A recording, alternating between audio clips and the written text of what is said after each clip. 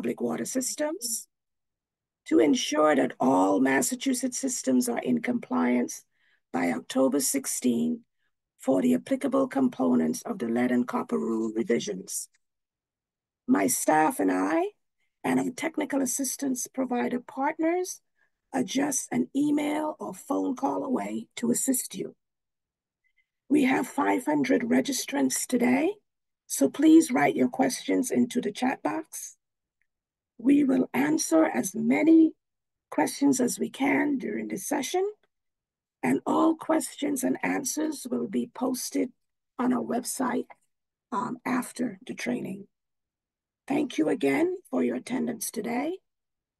And let me now introduce our hosting partner, Ms. Jennifer Peterson, Executive Director of the Massachusetts Water Works Association. Thanks, Yvette. Pleased to be co-hosting this today with MassDEP. Mass Water Works is very interested in helping water systems get ready for the upcoming regulatory changes. We know there's a lot of questions about what's being required, especially with the advent of the lead and copper rule improvements. So I know the DEP intends to touch on some of that today, but my message to you really is to pay close attention. We know this is a big, heavy regulatory lift for a lot of people, and you will hear from Alexandra Wallstrom later about what she's been doing to get ready for submission of her inventory. So there are tools and resources available. I urge you to take advantage of those, funding through the Clean Water Trust, assistance through DEP, and certainly if you have any other questions, feel free to reach out to Mass Water Works and we can try to get you the answer. Thanks, Yvette. Thank you. Guess I'm turning it over now to Jessica Zabriskie, our program lead for the lead and copper rule in the drinking water program. Thank you, Yvette. Good morning, everyone. I'm going to be starting the presentation today. Please, before we start, please remember if you need TCHs, you will need to answer the poll questions and submit the evaluation form at the end of the training. If by any chance you are sharing a computer with multiple people, please contact our panelist, Gufran, to coordinate how you can send the answers, or if you have any trouble just answering the poll questions. So I'm gonna share my screen now.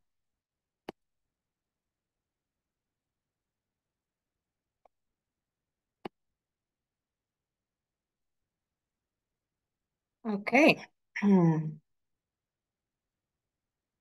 Are you seeing my presentation? If one of the panelists can answer. We're good. Okay.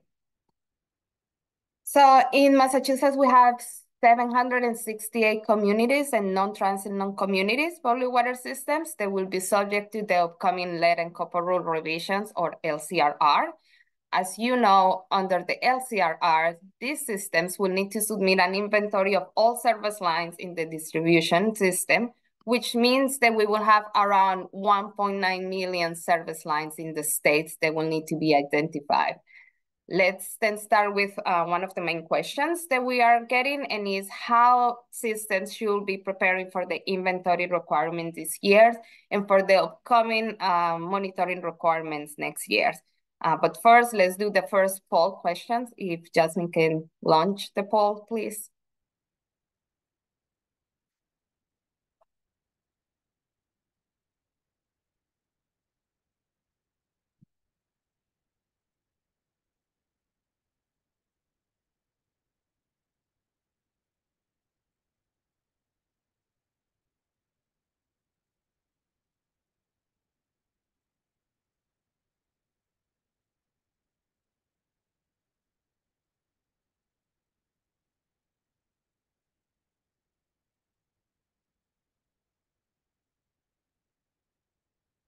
All right, let's.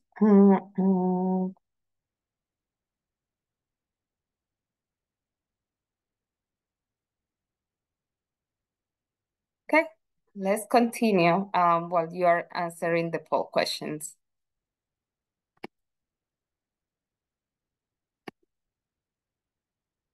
So let's start with the LCR. First, your system should continue with all the monitoring requirements under the lead and copper rule until October 16 of this year. This means you should continue with your sampling frequency using your current sampling plan. You can take a look at your 2023 to 2025 water quality sampling schedule for your monitoring frequency. Please remember that if you are sampling this year and you will need to do any changes to your sampling plan, you have to request the sampling plan modification form from your regional office prior to sampling. And this is because we are not posting the previous sampling plan on the webpage anymore. Also, please remember that under the lead and copper rule, any change in treatment can trigger standard monitoring. And we have a couple of systems that will need to install PFAS treatment this year, which can trigger semi-annual monitoring. So if you're one of these systems, please contact your regional office. For the lead and copper rule revisions, the compliant date, as Yvette said, is October 16 of this year.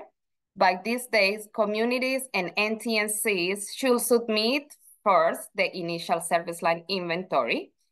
If in the inventory, the system have any lead, galvanized requirement replacements or unknown service lines, then they will need to submit a lead service line replacement plan under the lead and copper rule revisions.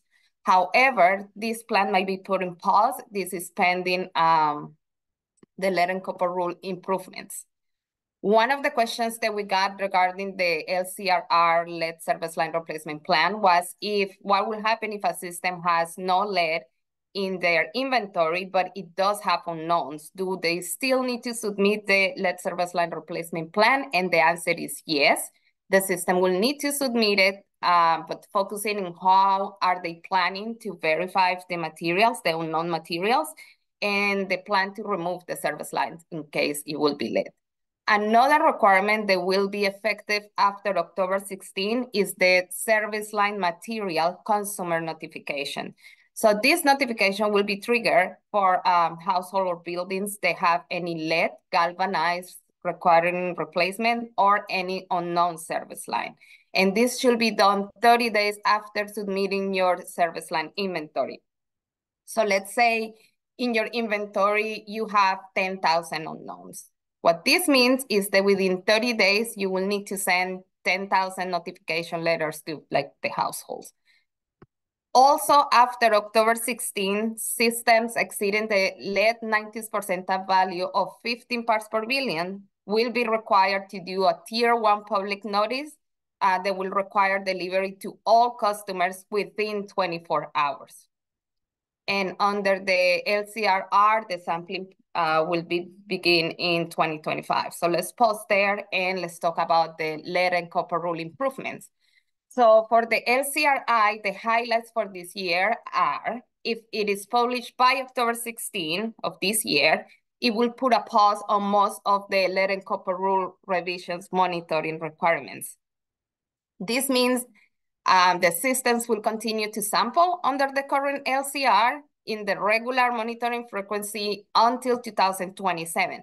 So for example, let's say you're a system that is in annual monitoring. You will continue in your current LCR schedule until the LCRI becomes effective in 2027.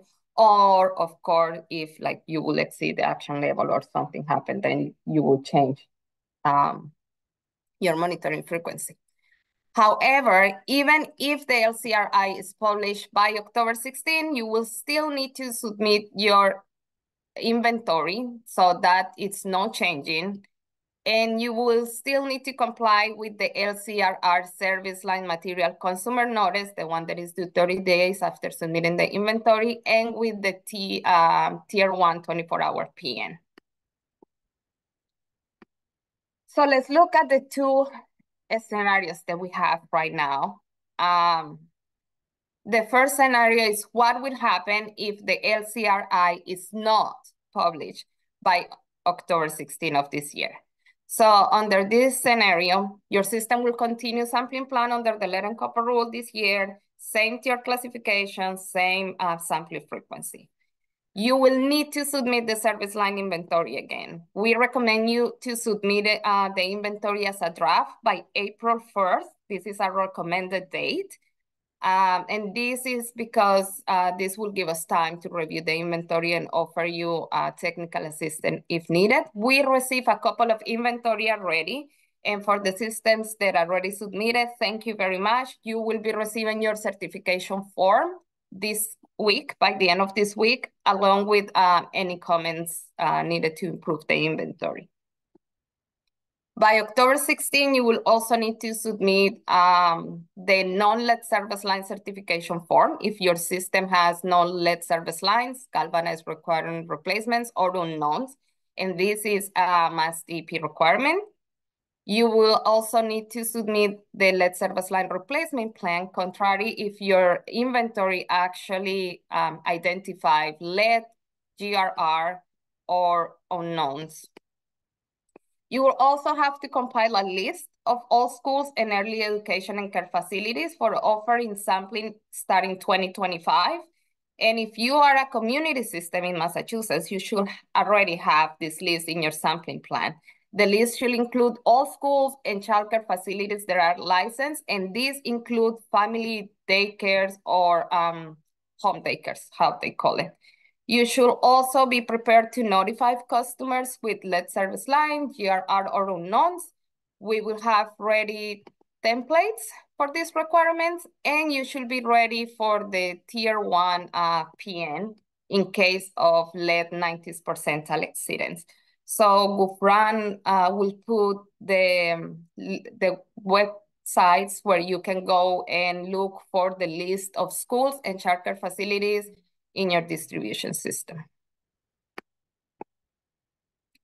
So if the LCRI is not published, again, then your system will most likely have to go back to standard monitoring under the LCRR if you have lead, GRR, or unknown service lines. And this means twice your number of sampling plan locations and monitoring every 6 months if you were in reduced monitoring under the LCR. One of the main worries we have heard from you is how hard it's going to be to recruit more homeowners given the short timeline for this change, and how fast are we going to be able to approve new sampling plans.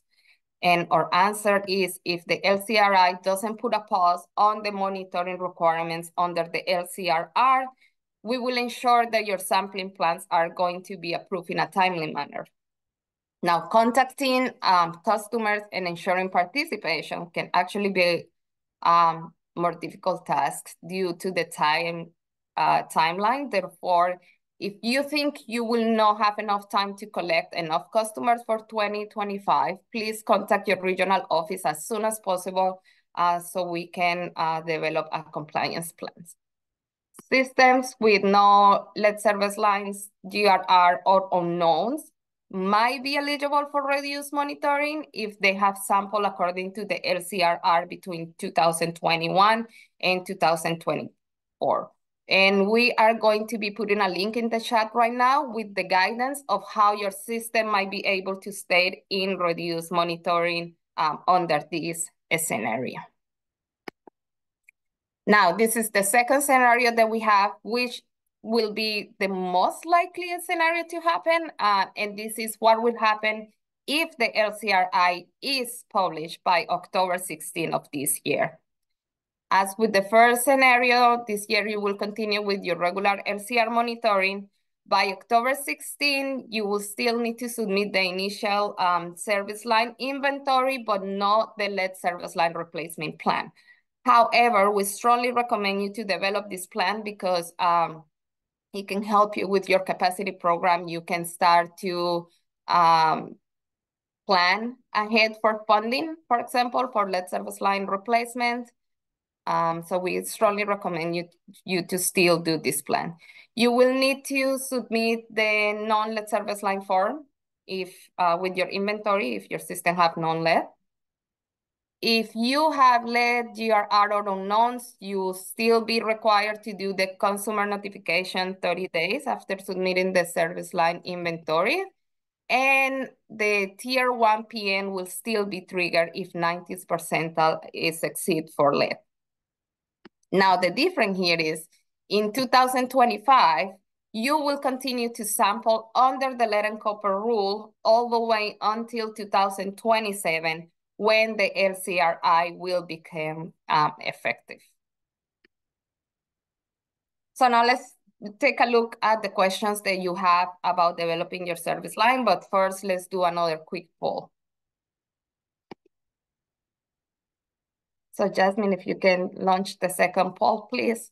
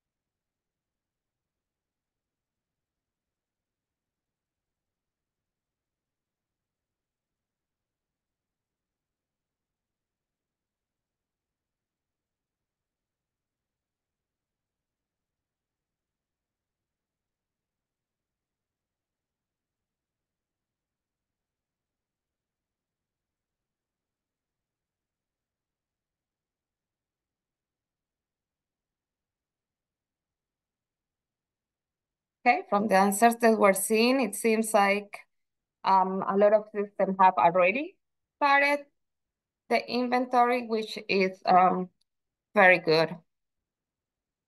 So I'm gonna continue for now. So what should be included? The inventory should contain all service line regardless of the use. Potable and non-potable have to be recorded in the inventory. And for the non-potable service lines for now, you can, if you're using the MassDEP spreadsheet, you can use the comment field to make this distinction.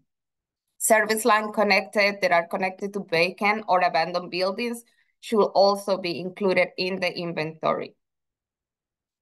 So if your system has, for example, split ownership, you must enter both what it is the public and the private sections of the service line. And then based on the materials, you will classify the entire service line into one of the 4 main categories.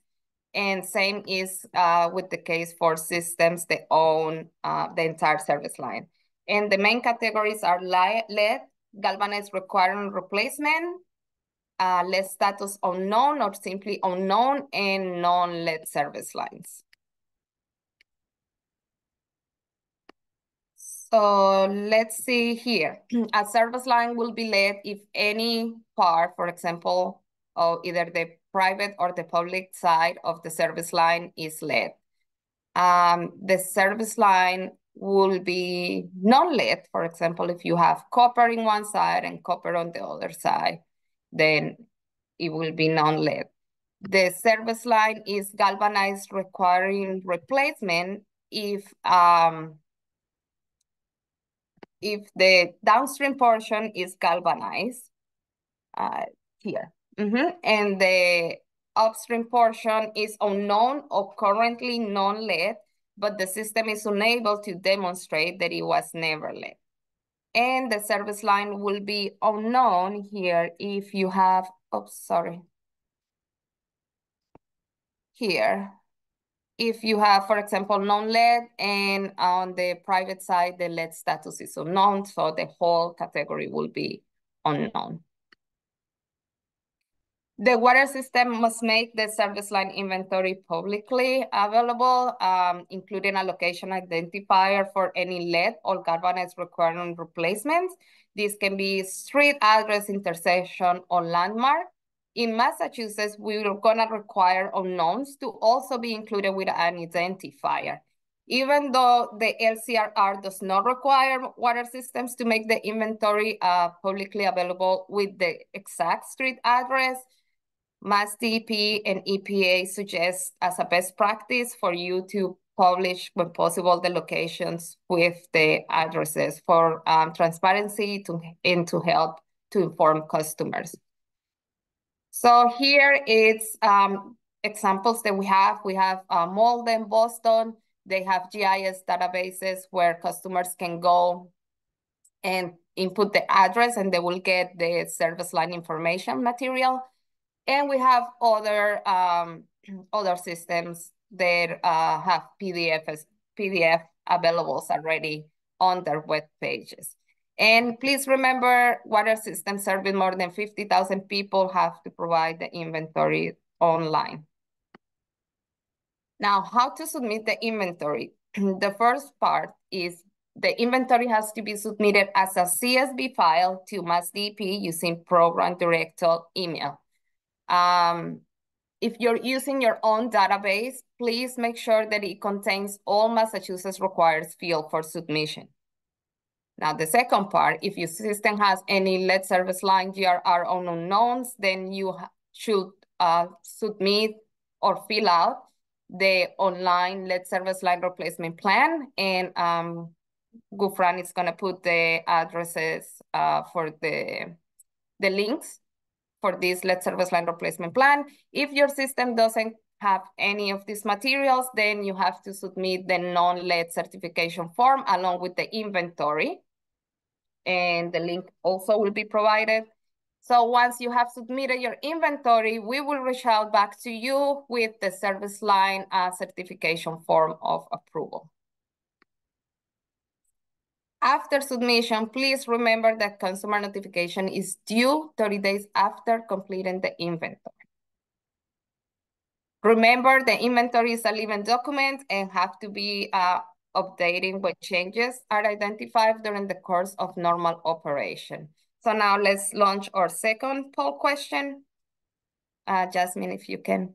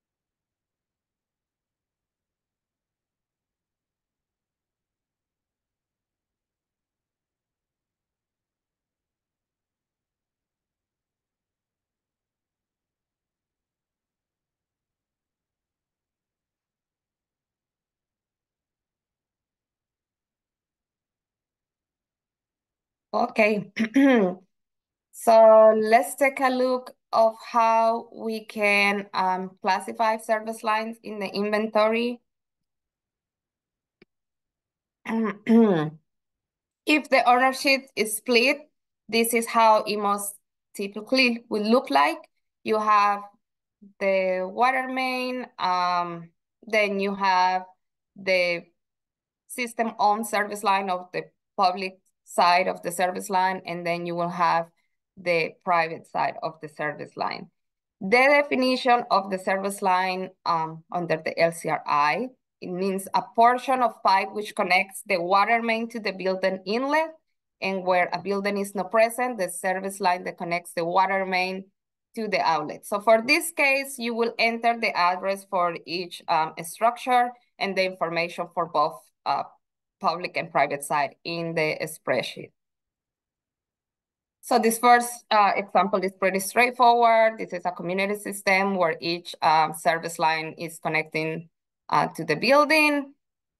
So you will put the addresses for each one, and you will put the information public and private for each address. Now, this is an example of a community water system with a master meter and multiple service lines. So in this case, where a single public service line splits into multiple private service lines, each private service line, it will be considered separate. So you will have how you enter this in the spreadsheet, for example. If you will give the address for each of these households, the public site material is gonna be the same for the 3 of them, and then you will record the private material for each of these ones. So this is how it will look like. Systems with only one building, such as school or condominiums, might have concern on how to document the service line of the property based on the location of their storage tank, for example, if it's inside or outside. So if the storage tank is located before the service line meets the building and the water meter, then both segments of the service line have to be put in the inventory. Contrary, if the storage tank is inside, then this will be considered premise plumbing and it doesn't have to be identified on only the service line. If there is a multiple building system and the buildings contain more than one unit, such a group of condominium, for example, then you will have multiple service lines. Even if it will connect to a water fountain, for example, this service line will also need to be included in the inventory. So for example, here, there is only one address, right? But then it goes to building, let's say 10 Smith Road A, and then from A, it goes to 10 Smith Road B. So for this case, you'll put same address and you will create a unique identifier such as A and B. And then this public side will be the same material for both. And then you will just identify this one as the private side. This is an example of an NTNC, what we will see here submitted. It will be one line in the spreadsheet if you have only like portable, let's say, service line. So it will be one line just detailing the materials of the service line. This is another example of an NTNC with a well connected to a school that then connects to a concession stand, and both lines will have to be identified in this case. And our last example is both portable and non-portable service lines serving a building. For this case, you will enter the same address and you will create again a unique identifier to make the distinction. And then the one that is non-portable, you can use the comment field to just make the annotation that is a non-portable service line. So when preparing the inventory, remember, validating the service line material is essential to develop a reliable inventory. There are different methods that you can use for verification, but please note that we are not going to be requiring excavation work for this initial inventory to verify service lines. So records review is probably the main approach that most of the systems are going to be doing. You should review first. The systems in Massachusetts were required to do a materials inventory, so that can be your starting point. You will also start by looking your tie cards if they're available, looking building permits, and so on. We got a question usually, it is if you can verify if the certain service line is less likely to be led based on the age of the building. And the answer is yes. However, we caution systems to only use one type of record as the sole verification method, because what we have been finding is the records are not always accurate, and implementing a multi-approach to verify if the material is the best strategy that you can have to complete service line. So let's say your system lost all the records and the only available record is the knowledge of your operator that has been part of the system for decades. So this type of interviews with senior personnel can also be used as record reviews. However, in this case, we will ask you to make sure that other methods are being used as well, or that at the least the system will have a plan to ensure the service lines are verified in the future using other methods. Field inspection is the most accurate form of verification that can be done by staff. Customer self-identification falls into the category of recruiting the help of others to help you identify the service line. In Massachusetts, we developed the crowdsourcing application tool where customers can take a picture of the service line and send it directly to you. Sequential monitoring is a method that we're not expecting systems to use very often, but there have been some instances where the public water system needs to take sequential samples to determine the presence of lead. And this will be accepted in Massachusetts on a case-by-case situation. We will look at the protocols that were employed to take these samples. A statistical analysis, there are three main criteria that we're gonna be looking for systems that are using this method. The first one, you have to make sure you are exhausting all the other available methods first. And then if you still have unknowns after looking at your other records, then the model that you're selecting should only use the data that is available from your system. There are some models that can use borrowed data from other systems to make predictions. We are not going to be allowing this in Massachusetts. And we will also require systems using predictive modeling to develop long-term to verify the material identified by the model. So and then other methods such as electrical resistance, acoustic wave, eddy current, and any other technologies will be, we will be reviewing these approaches and approving them on a case-by-case as well. So I'm gonna stop here and I'm going to let Alexandra tell you about her experience developing the inventory. Thank you.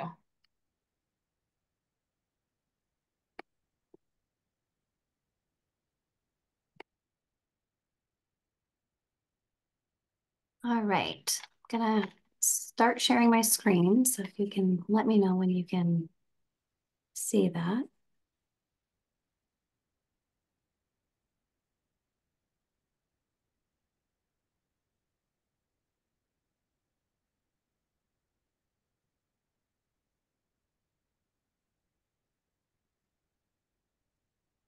Yeah, I can see it.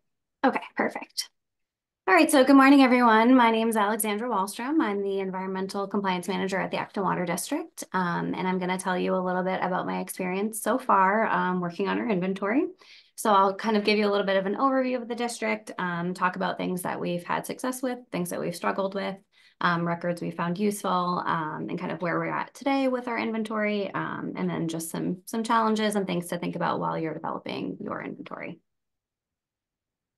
So the Acton Water District is the primary public water system in Acton, Massachusetts. You know, also important to note that we're a separate entity from the town of Acton. So some of you all are going to be divisions of a town, but we're our own entity. So that has some of its own challenges as far as records. We're supplied by 24 wells. We have 4 treatment facilities throughout town, 4 storage tanks, and our average day demand is just under 1.5 MGD. We serve a little over 20,000 customers, and we have about 135 miles of water main. Most of that is probably somewhere in the ballpark of 50 to 75 years old, and it's primarily cast iron and AC. And we have about 6,500 service lines, and the vast majority of those are copper and plastic, but we do have a very small percentage that would be galvanized iron that may or may not be currently or historically connected to goosenecks. So kind of going over our development process, I joined the district back in January of 2022, and really the primary focus of me being brought over to the district was to kind of get this process going. So that process really kind of kicked off in earnest in February of 2022. And I'd say I spent probably a good 6 months really focusing on getting the inventory developed. And so that kind of really required pulling together a variety of records that existed in different places and pulling them into kind of one cohesive database to start kind of getting things moving. So we have our own kind of internal billing database, which had some records of past meter inspections of material of the service inside the house at the meter. We joined that with approximate year built data from the assessor's database to kind of give us a little bit of an opportunity to kind of whittle things down from pre-lead band to post-lead band. And we looked at all of our tie cards. Most of them had already been digitized, but there was an effort of kind of digitizing some that hadn't already been done so. And we did review water main plans, water main specs. And the prior superintendent had been here for probably about 30 years, and he kept a lot of notebooks. And so he had a log of gooseneck replacements that had been done historically. He kept logs of leak repairs. Anytime anyone was calling in a dig safe, we have books of those, and people would make notes on them. So really anything that was written down that hadn't been previously scanned got scanned and included into this one kind of cohesive document. And then sort of we started to be able to figure out what we didn't know to some extent. And so we started doing some targeted potholing back in the spring of 2022. And that was really a joint effort with the town's paving program. You know, we wanted to minimize disruptions. So we started coordinating with them to figure out where they were going to be working. And you can see the pictures. That was the first pothole that the guys did. So a very exciting day, but kind of challenges there where we have a pretty small staff and we don't have a lot of equipment. So that kind of process was very slow moving. And at that time we were sort of still kind of considering predictive modeling. So we were only looking at maybe 20% of the services on the street. So that kind of presents its own challenges. So that fall, we started looking at, okay, maybe we're going to look at properties where they could use a meter upgrade and they're in a neighborhood where we think we might find something, you know, galvanized, or, you know, we want to inspect for a potential gooseneck at some point. So we did about 85 or so of those meter replacements over a 6-month period. Again, that was pretty expensive. So that kind of slowed down progress on that. And kind of one thing that we learned was, you know, we really need to make it easy for operations when they are out there doing field work or they're in buildings to record information that we don't have. So our IT staff developed a field-friendly data collection form. So you can see a picture of that on the screen. So whenever the guys are out, they can just simply log, you know, whether they were doing an excavation, whether they were doing a meter pit inspection, or if they were in a building, and then they can take photographs and note materials and make any comments or notes of comments of things that they've seen. And so that's also used, you know, during the seasonal backflow testing as well. So then we started moving on to trying to figure out ways that we could not spend so much money to kind of advance the inventory development. So we started looking at the web app that DEP created for customers to help submit some information. And so that was about a year ago. I started doing targeted outreach to customers. So I really kind of prioritized people that we didn't have any information on their material inside the property. And I also started focusing on the older properties first and doing batches of outreach. So up to this point, we've sent about 600 requests for people to participate. And we have actually had a better response rate than we planned. So we've gotten about a little over 30% response on that. And that includes, you know, district staff actually going out and following up to conduct the site inspections, because there are customers who aren't super tech savvy or don't feel comfortable, or they don't know where to find their meter. So that kind of requires some additional time, but that has been sort of helpful. And we've done that by emailing customers, mailing them letters. When we did the first group, we did get some response from people that they weren't sure getting emails if it was legitimate. So we did develop a dedicated web page so that people could feel a little bit more comfortable that this was truly coming from the district. And it has, you know, similar information on how to identify the material, how to submit it, where to find DEP's forms, that kind of thing. And then, you know, we do some community outreach. So each year we're usually going to the farmers market. So this fall, I did bring information. I did bring kind of samples of pipe and information about the program for people to, you know, just continue to raise awareness of people needing to participate. And so kind of where do we stand now, 2 years into the process?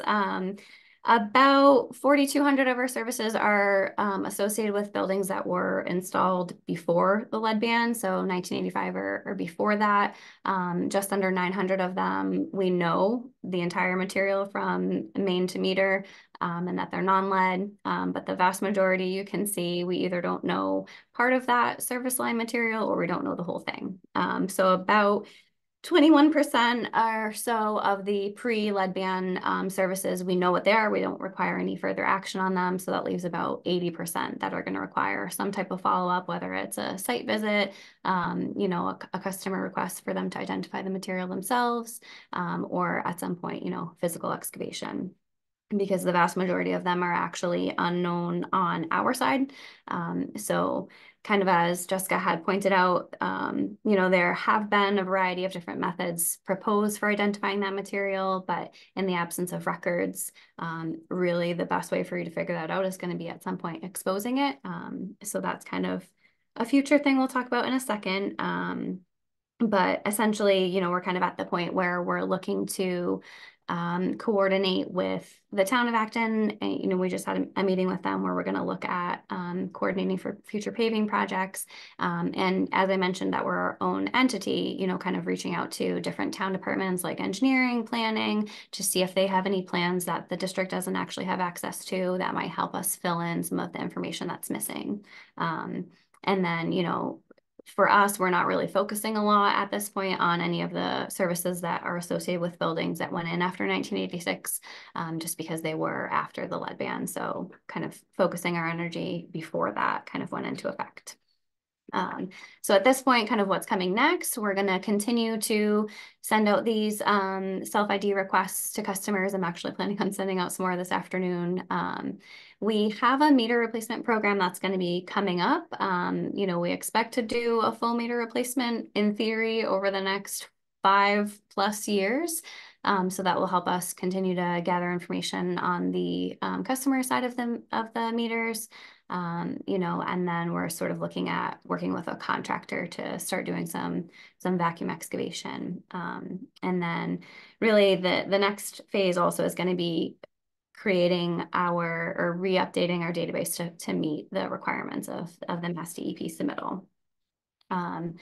So with that said, some of the challenges and things to think about when you're working on your inventory, after 2 years, we still have a pretty significant amount of work to do. You know, this inventory is definitely one of our focuses and priorities, but we also have other focuses and priorities. Also, as Jessica kind of talked about, you know, with PFAS treatment coming, there are other things that we're trying to juggle. So kind of it's a balancing act for sure. You know, there's a lot of time that goes into the outreach that's required to kind of get participants for identifying their material themselves, as well as the kind of future community outreach needs of reaching out to people and letting them know this fall if they have an unknown or a galvanized requiring replacement. So it's certainly a big investment of time. And then, you know, the development of a plan for how we're going to identify our knowns going forward and any replacements that we need to do. So time is a big component. Availability of staff and getting them on board with the project is also pretty critical to advancing your inventory. So operations are people that are typically out there responding to leaks or breaks or replacements, and making sure that they have an easy way to help you by documenting things when they're in the field. It's maybe not the thing that's on the top of their mind when they're out there in the middle of the night, but being able to take a quick photo or, you know, fill out a quick form online definitely pays dividends in the future. And just capitalizing on any opportunities when people are in buildings, you know, if it is a customer call that they have a water quality question, or, you know, we are doing testing or their meter needs to be replaced, just making sure that you're taking advantage of that opportunity and access to the building. Another challenge has definitely been the financial aspect. A lot of these exploratory efforts are very costly. You know, when we were doing our own excavations, you saw that was a fairly big size hole. So filling that back in, getting the staff time, all those things, we've kind of considered a bunch of different options, like, do we want to hire an engineer for help? Do we want to go with the predictive modeling? All of these things are definitely costly. And again, with juggling multiple priorities, kind of have to balance those things going forward. And, you know, that kind of ties into the fact that this has kind of been a moving target over the last couple of years. You know, we started our development of an inventory before there were any templates available. So that kind of, you know, will eventually lead to some duplicative efforts to kind of get our database to meet the criteria of DEP's submittal requirements. You know, different expectations from LCRR to LCRI. Luckily, when I started developing the database, I did start trying to record information about goosenecks, but I know that that will be a big change for some people, and records aren't great on that portion. And then kind of just what's an acceptable method of identifying service line materials. You know, we were sort of looking pretty heavily into the predictive modeling, but it's kind of seeming like that's maybe not the best path forward. So there's just a lot to kind of juggle, but kind of just for me personally, looking at things in smaller chunks, because this can definitely be a very overwhelming project. And, you know, leaning on other staff as they may have different knowledge than you have, and kind of pulling everything into a cohesive unit and taking advantage of, you know, like Jessica had alluded to, there are some, you know, availability for financial assistance, just kind of seeing what you can do to kind of move things forward. So with that, I think there's a poll question for my presentation. If someone can share that.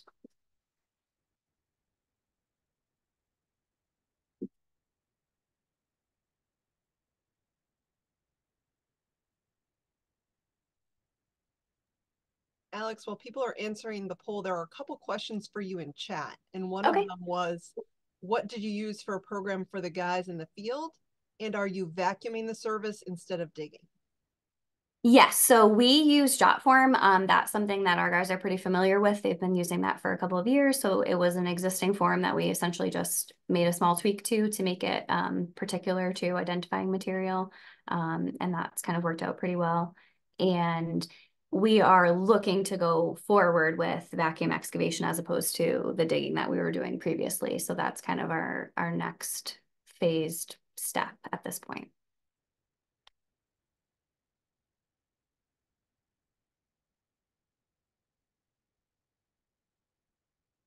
All right, and I will end the poll. It looks like most of you were listening and agreed that yes, we did use all of the above different types of records. And I'm sure in each different community there will be different types of records that you might have that we didn't have. But you know, some of the internal stuff developed by you know, our foreman was particularly useful because he had been here for such a long time, and thankfully had written some things down. Maybe not everything I wish he had, but he had definitely kept some helpful records.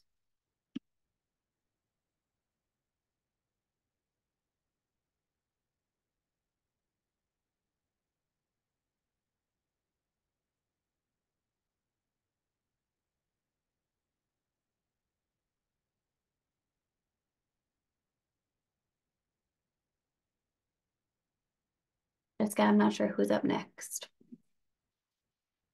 I'm sorry, Alexandra. So Theo can actually show the example that we discussed. Great.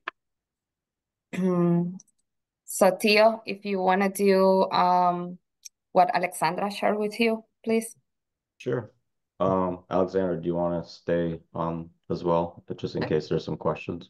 Absolutely. Good morning. My name is Tio Yano. I work with the drinking water program in Boston. I developed the Excel-based service line inventory workbook that we have up on our website. I just want to point out that using that workbook isn't required. At the end of the day, what we're looking for from you is a CSV file. The Excel inventory workbook on our website will help you produce that CSV file. But if you choose to use another method, such as if you already have an existing database and you want to export the data out of that database into our format, that's perfectly acceptable. I'm going to go ahead and share my screen here.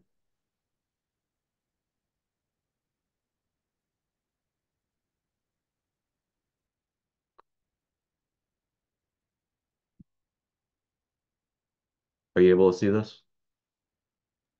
Yes. Okay. So up here, what we have is the inventory that Acton is currently working on, and this is the format that they're using right now. It's an Excel spreadsheet, and they're collecting their information a little differently than what we have in our Excel workbook. And so when it comes time, after they've compiled everything and it comes time to produce the CSV file that will be submitted to us, what they're going to have to do is go through essentially what's I guess would be called a mapping exercise. So they would have to map each of these columns that they have, as well as the data itself, to our values. So for instance, if we look at column E, right? So this is the street address of that service line. And then if we compare that to what we have in our Excel workbook, that would map to column B, which is locational identifier. I just want to point out that you're not required to provide street addresses to us. If you choose to do so, that'd be great. You can use any unique locational identifier that you want to use. So it could even be as simple as A, B, C, D if you wanted to, or 1, 2, 3, 4, 5. Or maybe the customer ID number in your database, that would be perfectly acceptable as well. And so if we look at, say, another column over here, let's say gooseneck here, this column would map to column D in our workbook, which is connector, gooseneck, pigtail currently present. And what you'll notice in some of these,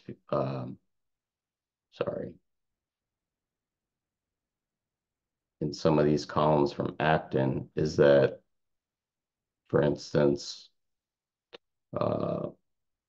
let's look at the service material on the public side here. So they're spelling out plastic, copper. There might be some others in here. So she's going to have to map these to these values here. So these are the valid values. So it's L, C, G, PVC, HDPE. And those translate to lead, copper, galvanized, plastic PVC, plastic HDPE.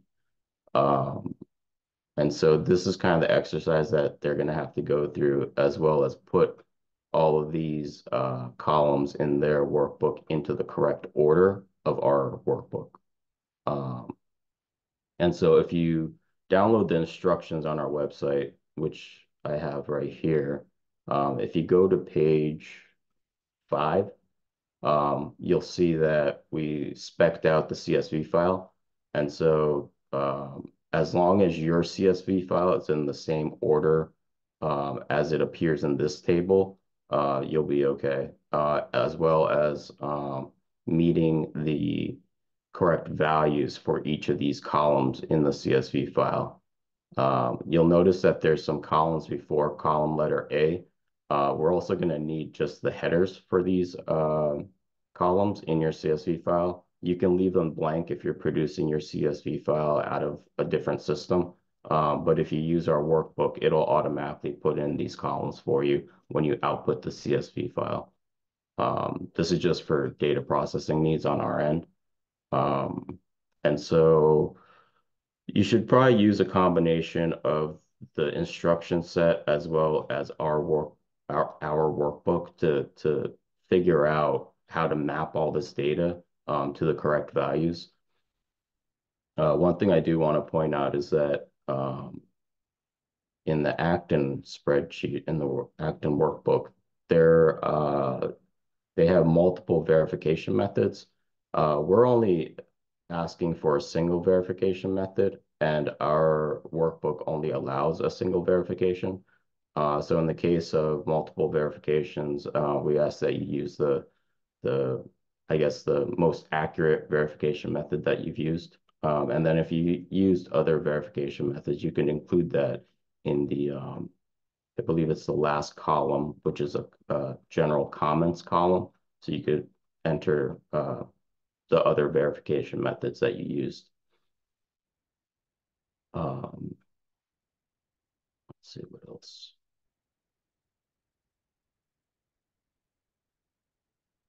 I think that's about it. Because we're kind of pressed for time, I don't want to get too into detail, but if you have any questions about how to map your data to our CSV file that we're requiring, please feel free to contact me at my email address or to give me a call. We'll post that in the chat in a little while. Okay, thank you.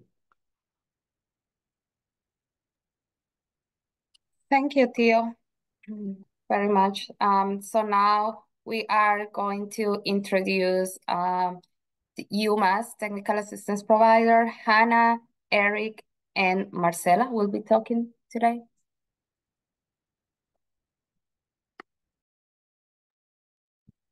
Thank you, Jessica. Okay. Just up. Oops.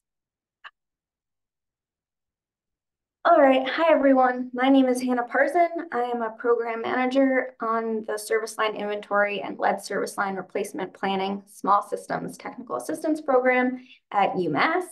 And along with my colleagues Marcela Rojas Vasquez and Eric Lehan, we will be talking to you today about some of our experience working with small systems on this technical assistance program. I also want to take the opportunity to introduce our co-principal investigators and program directors on this program, Doctors Emily Kumpel and John Tobiasen. So I'm going to go quickly through this since you've heard some of this already through MassDEP's presentation. But as you know, the LCRR requires that all community and non-transient non-community systems develop their service line inventory by October 16th, 2024. And that if any public water systems through that inventory process discover that they have lead service lines or galvanized requiring replacement or service lines of unknown material, they must additionally develop a lead service line replacement plan. And so in order to assist small systems— Sorry, Hannah, the slides are not changing. It's still, we can see the whole other slides next to it. Yeah, it's not in presentation mode. Okay. Sorry.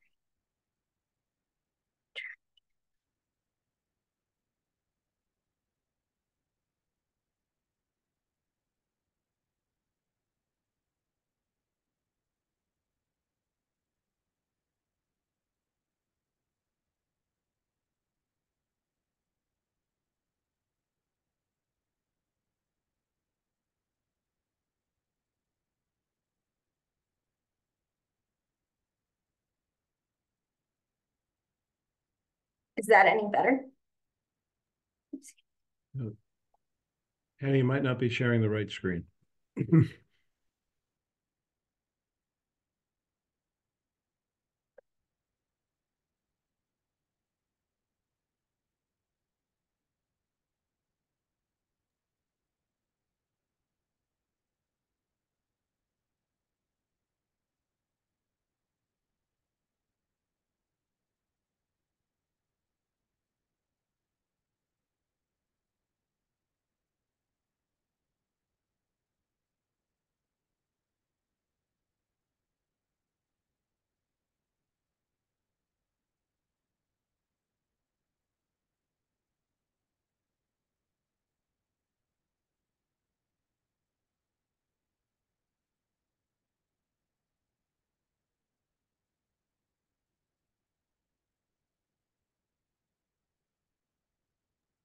That's it.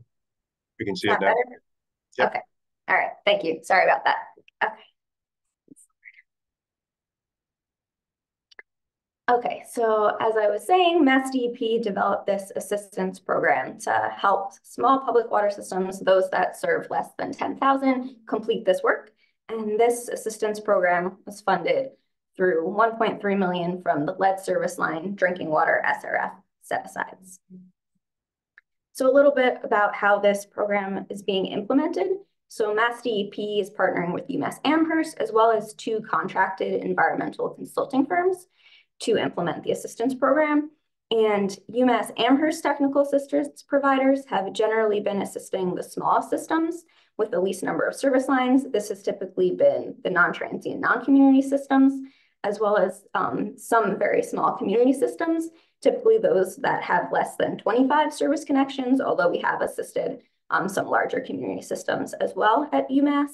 And then the 2 consulting firms, Weston and Sampson and CEI, have generally been assisting the larger community systems that have more service connections. And if you are a small public water system serving less than 10,000 who are joining us on this training today, we certainly recommend and encourage you to sign up to receive this assistance so that you can complete your service line inventory prior to the regulatory deadline and get in early. The best way to receive this assistance is to complete the application survey at the link on this screen. I believe we also have that link available to share in the chat as well for individuals.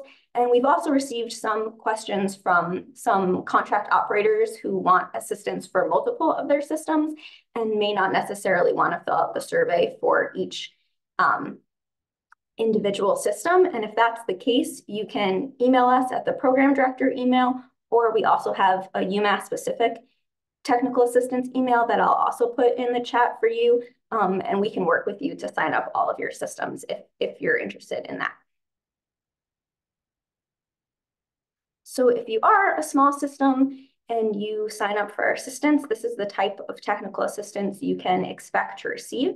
So for the service line inventory portion, we will help you in completing a service line inventory that would meet both federal and state LCR requirements. And that assistance would consist of compiling and validating your service line records, developing a public outreach strategy, including helping you sign up for the DEP web app consumer tool and helping kind of communicate with consumers to upload their information about the private side of their service line into that tool. Actually filling out and completing the service line inventory workbook, of course, and that also includes assistance completing the certification form and other associated documentation. Combining and digitizing the inventory records for appropriate submittal to DEP and making the inventory publicly available online. If through your service line inventory, you found that you do need to complete a lead service line replacement plan, we can also assist you with that. This would include creating a plan to identify the composition of any service lines that are still unknown after the inventory process, producing a procedure for conducting the actual lead service line replacement, a consumer outreach strategy, risk management policies, as well as a prioritization strategy for the actual service line replacement, and a funding strategy to accommodate any customers that would not be able to pay for the replacement of their portion of the service line. A little bit of information about the kind of current status of our assistance program. We're currently assisting 79 public water systems, 52 of which are community systems, and 27 which are NTNCs. These public water systems have a big range in terms of population size, as well as the number of service connections. We're helping some very small NTNCs that just have 1 service line, as well as some larger community systems that have over 2,600 service lines. So again, another plug for anyone who is eligible for this program. We certainly encourage you to sign up. And at this time, I think we have another poll question. So launch that. Thank you.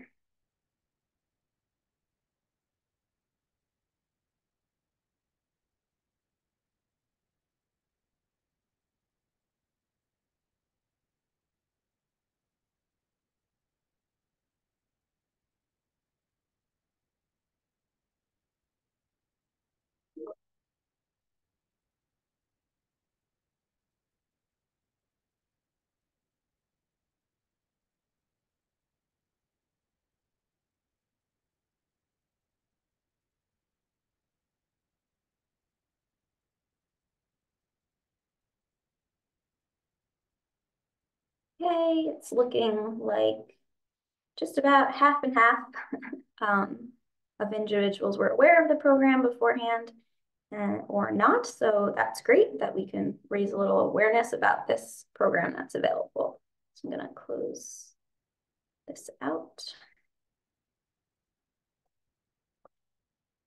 Okay, and at this time, I'm going to turn it over to my colleague Marcella to continue the presentation. Thank you. Thank you, Hannah. Good morning, everybody. EMO Summer's experience completing service line inventory, useful records types. We've been using the sanitary surveys, material surveys, site plans, installation replacement records that the operator had, town assessor's records, hand-drawn maps by the operator after service line repairs, and PWS operator experience, as Alexandra mentioned before, is really important. Next. UMass honors technical assistant provider experience with completing service line inventory Excel workbook. We refer to the column definitions in the first tab of the workbook. That was the tab that Theo was showing us in comparison to the Acton workbook. You must develop a resource that is a map that the DLS property type codes to the service line inventory building type options to more easily classify building type.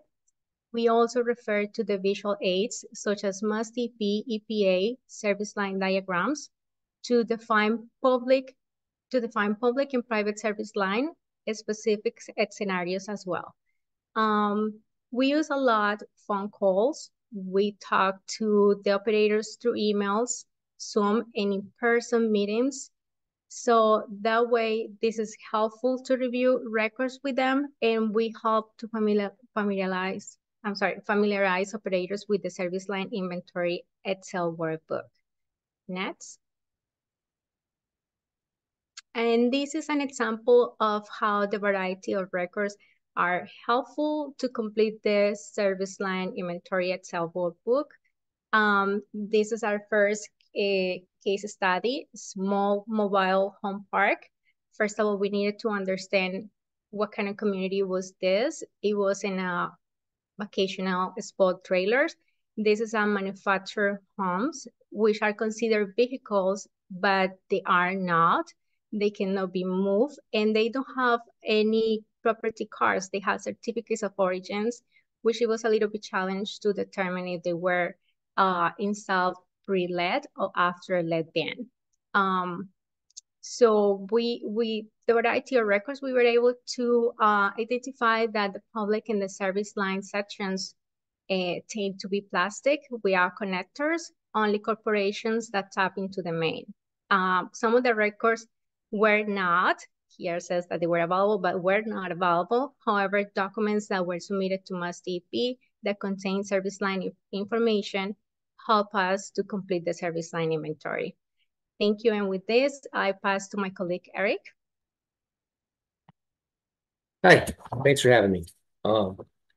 So I'd like to quickly run through an example of a service line inventory for a small NTNC system. The example is the Belchertown Quabbin Administration Building operated by Mass DCR. On the first slide, you can see these gentlemen here operate the system. They do a good job and care about their system. So this is a public visitor center, and you can visit there. It's a nice place to visit. They have some great historical information. And it's also a office building for people who manage the Quabbin Reservoir. Okay, next slide, please. Yep. So from this slide, you can see two water sources. Well number one, the old well, which is now a standby, and well number two, which is new. Well number two feeds the system. It feeds the water storage tank and the main building. And from the main building, water lines go out to the west garage and the east garage. So our first question in doing the service line inventory is to ask, well, how many how many service line inventory, how many service lines do we have? So looking at well number 1, you might say, well, how many service lines are associated with well number 1?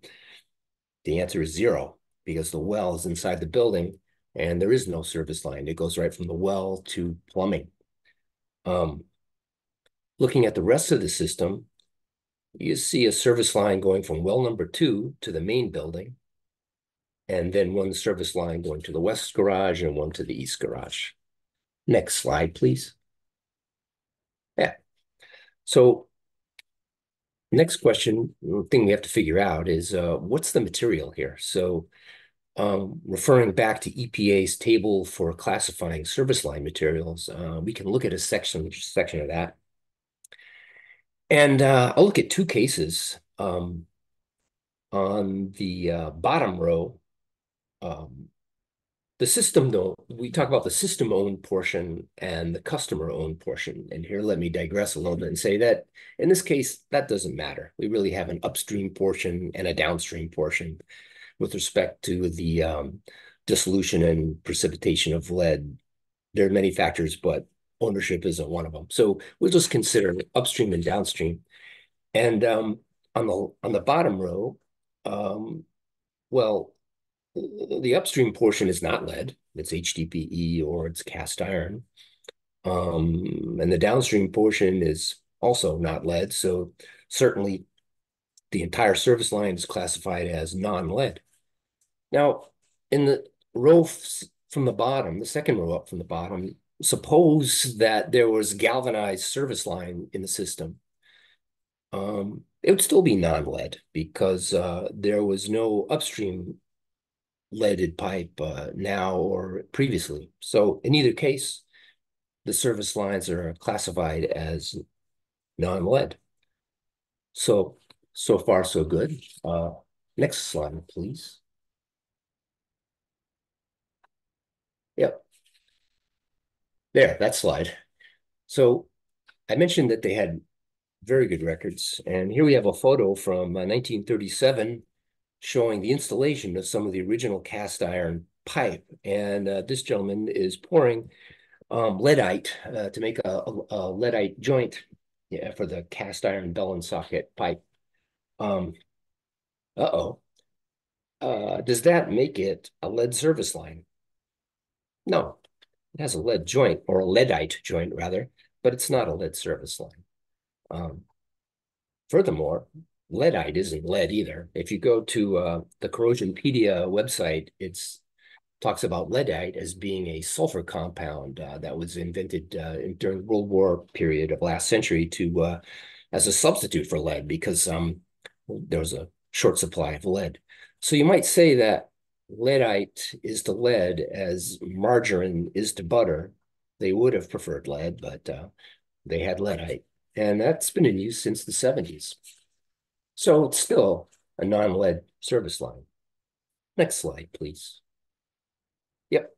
So to summarize, this NTNC public water system has 3 service lines. They're all non-lead, despite the leadite.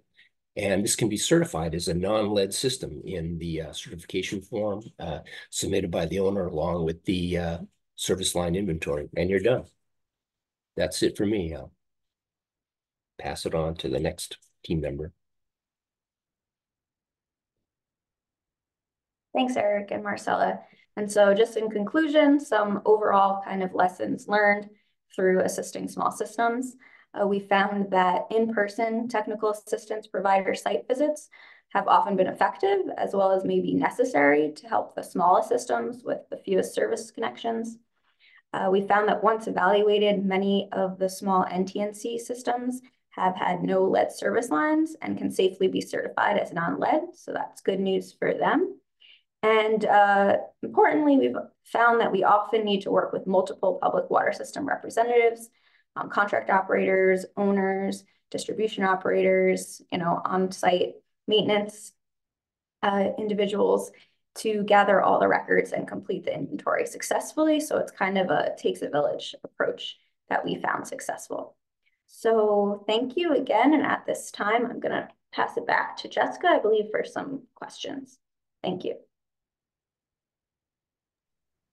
Thank you to all the presenters and also to the Lead and Copper Rule Regional Office staff, because they help with this. I think, I don't know, Jasmine, the best way that we can do this, if we want people to raise their hands and unmute, if possible.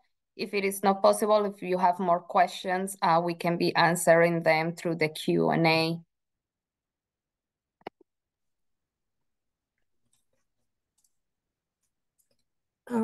Yes, if people were to raise their hands, we can unmute them so they can ask their questions live if we would like.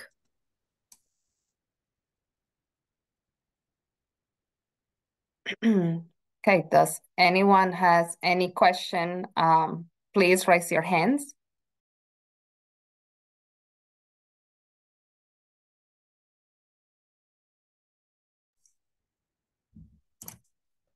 Nate, you had a question? Yes, thank you for today. Do you guys recommend vacuuming versus the digging so less gets disturbed?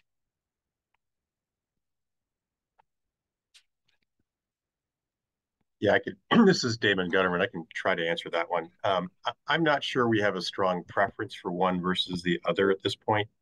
Obviously, we're concerned that any of these verification efforts could dislodge lead from either the interior of pipes that just have lead buildup, like GRR pipes, or lead scales itself in a lead service line. But I'm not sure we've got any hard evidence to show one versus the other being better. Okay, thank you.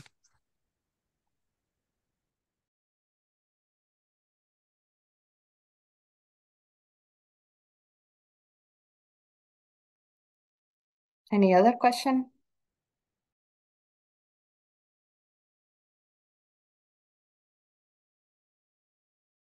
Yeah, a bunch just popped into the Q&A. I'm typing answers now.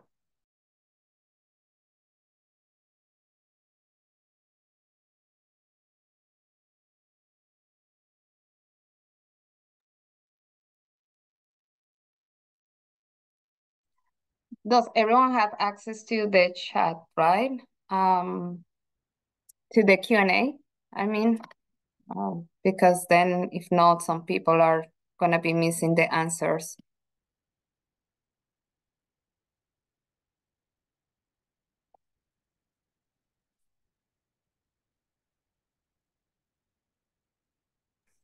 Jessica, you had a question?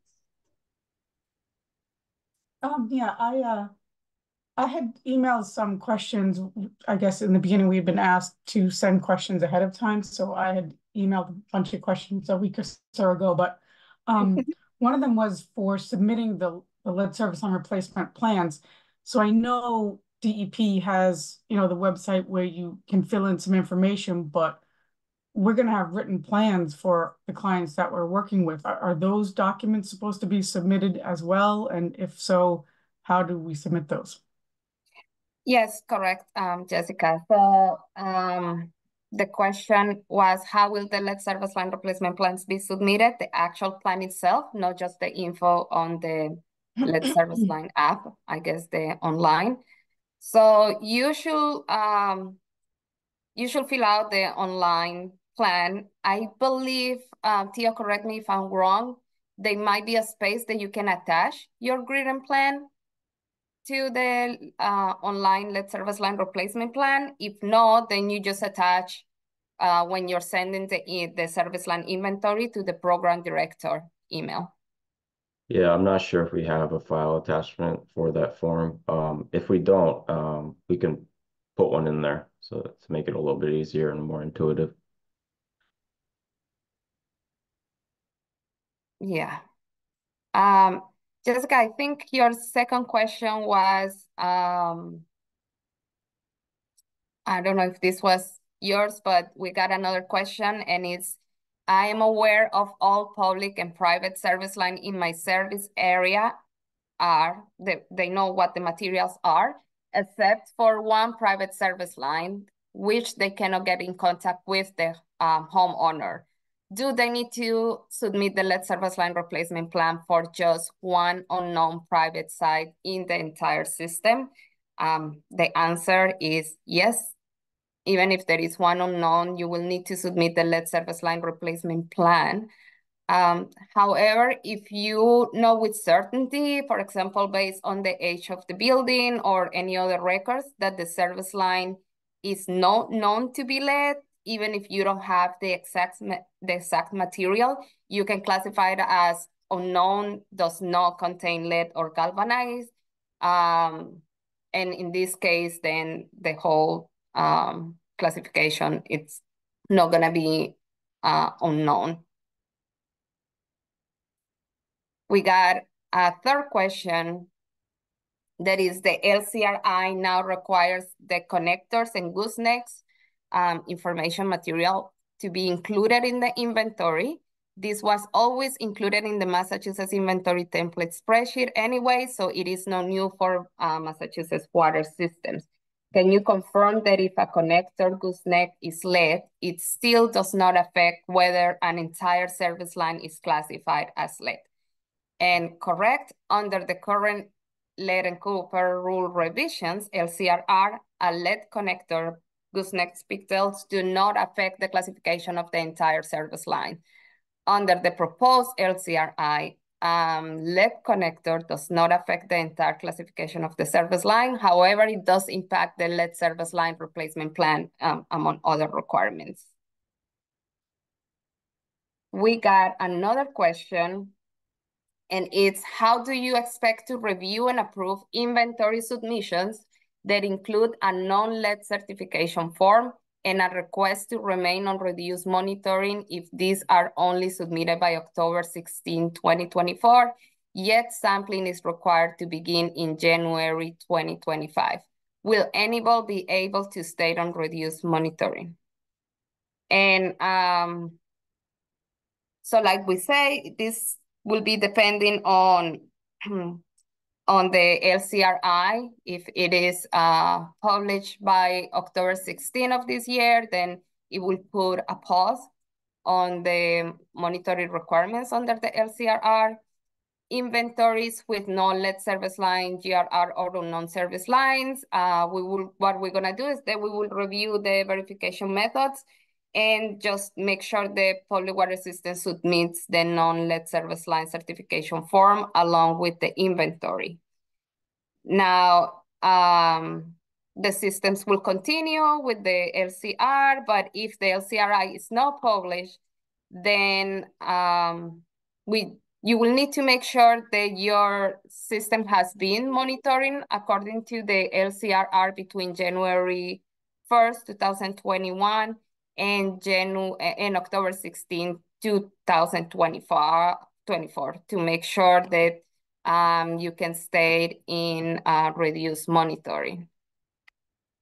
Is that clear, or should I?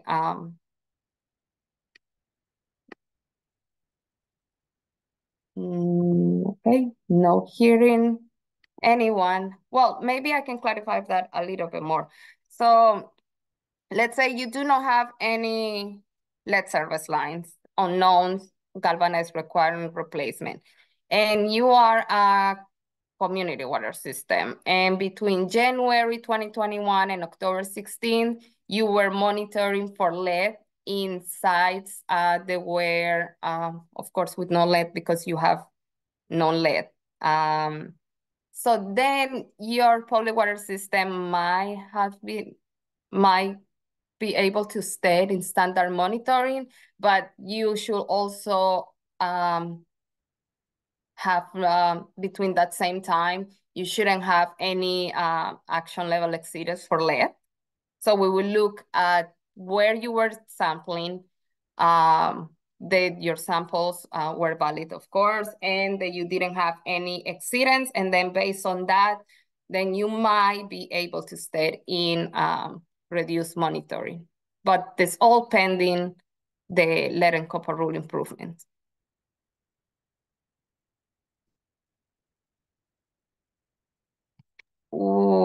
Anyone else have any other questions? Jessica, you do have a couple hands raised, so we can let Kara ask her a question.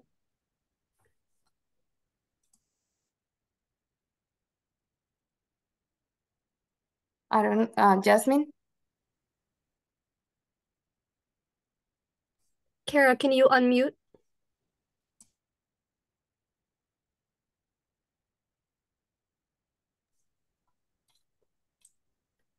We can move on then to Francis if Kara is not able to. Francis, did you have a question? Actually, my question has been answered already on electronically. Thanks.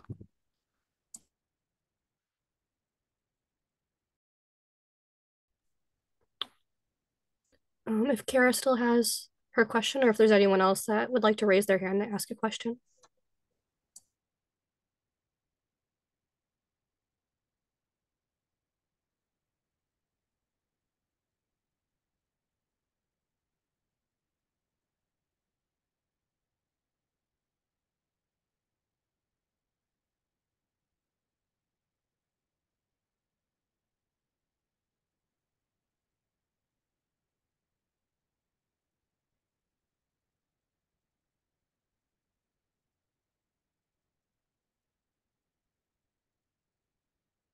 Okay, I'm gonna continue. We got another question. Can you please clarify what is considered public site versus private sites for a non-transit, non-community system? Well to pump house equals public, or pump house to inlet of building equals private. For an NTNC with multiple service line materials, the public side will be the upstream side and the private side will be the downstream side of the service line. So, yeah, well to pump house to the inlet of the building.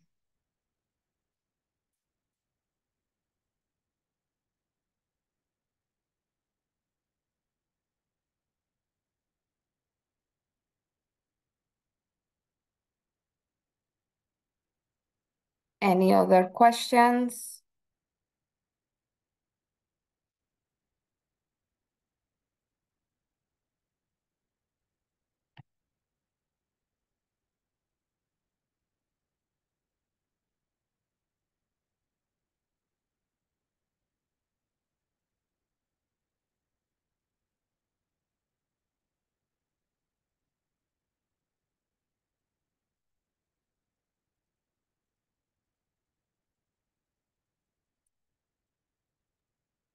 I just cleared the last Q&A. Oh, okay. Thank you, Damon. I think it is very important to remind you all that the monitoring for next year will be pending the lead and copper rule improvements. We know the EPA, it's been working very hard to go through all the comments. Damon, do you remember how many comments did they got that they have to review? Not the exact number, but it's in the tens of thousands. Yeah. So, but we were told that the most likely scenario will be that they will be publishing the lead and copper rule improvements, and therefore you will continue with your lead and copper rule monitoring frequency until 2027. 190,000. Wow, 190,000 comments. Yeah, 192,000. That's why we have some EPA folks that are attending the training today.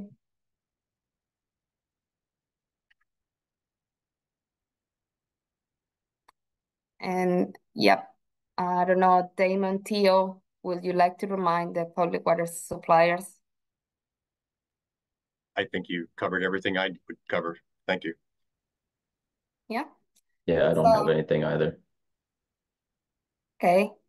So thank you very much, everyone. Yvette, do you have any other closing remarks? I just really want to thank everyone for attending today and to remind everyone that we will continue to have trainings. Maybe in the next 30 to 60 days, we'll have another session. I want to encourage systems to come in as early as you can, because then you're going to be able to access all our technical assistance, because our goal is to ensure that all of our water systems are in compliance with the October deadline for those components of the LCRR. I also want to remind everyone that all of the questions from today and our answers will be posted on our webpage. We have a landing page for the lead and copper rules revisions, and we already have lots of Q&As. We'll have many more. Again, I want to thank you. I want to thank our partner, Mass Waterworks, and we are just a phone call away, an email away. Please keep in touch with us. Bring your questions. We want to help you stay in compliance with this new rule.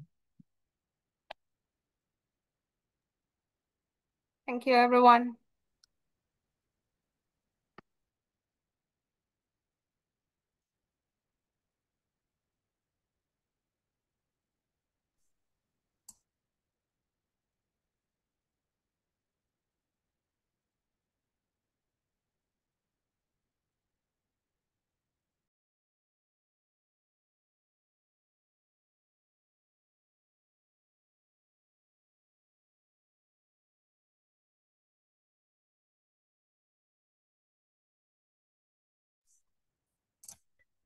Kevin Nunes, you had a question, or you raised your hand?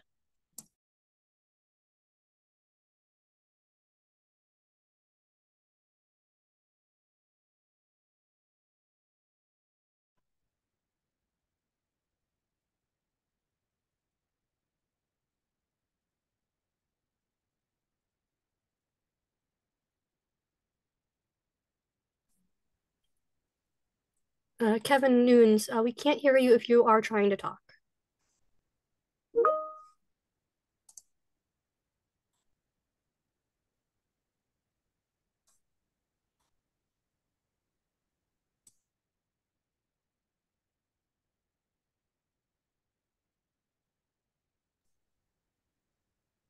Kevin Williams, you also had your hand raised, but do you have any questions?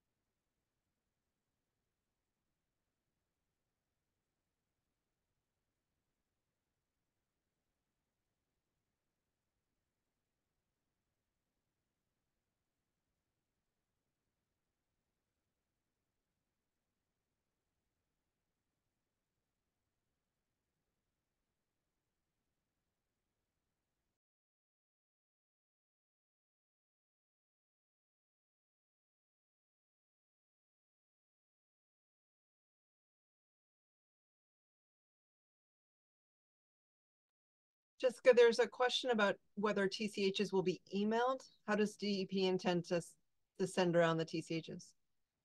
Yeah, so what we will do is that we will review the poll questions and everything and your registration, and then you will be receiving a certificate of attendance with your TCHs. So since we have 400 and something, almost 500 people, that's gonna take us at least 2 weeks to do, but it will go to your email.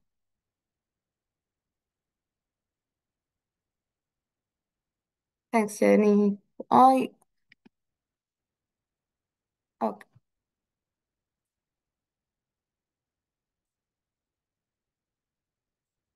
I hope everyone that was in a group together were able to submit the answers to get the TCHs. If not, please contact us. You can contact us to program director.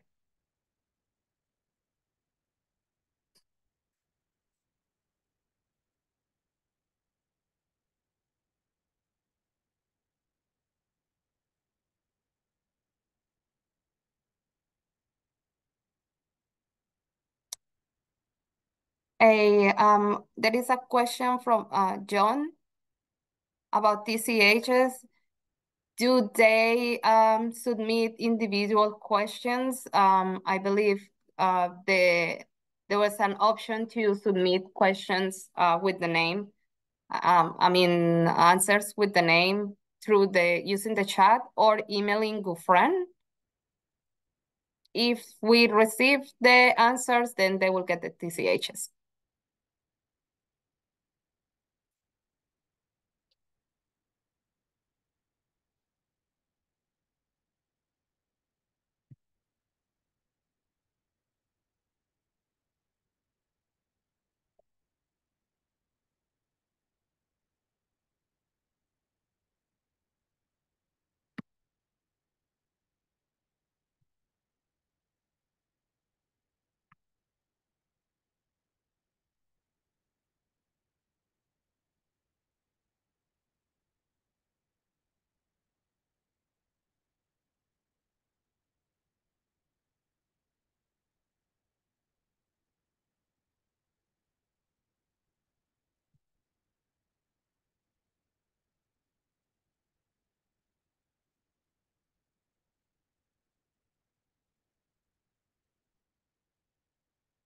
If no other question, then Jasmine, I think we can stop the recording. Okay, great. Thank you very much.